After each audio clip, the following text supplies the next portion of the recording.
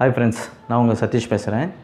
இன்றைக்கி RX 100 நம்ம எப்படி கேஃப்ரேசராக கன்வெர்ட் பண்ணமோ அந்த வீடியோவை நம்ம பார்க்கலாம். வாங்க வீடியோக்குள்ளார போகலாம்.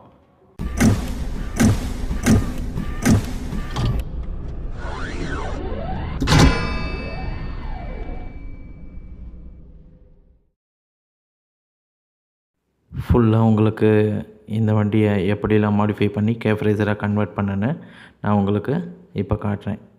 வாங்க பார்க்கலாம்.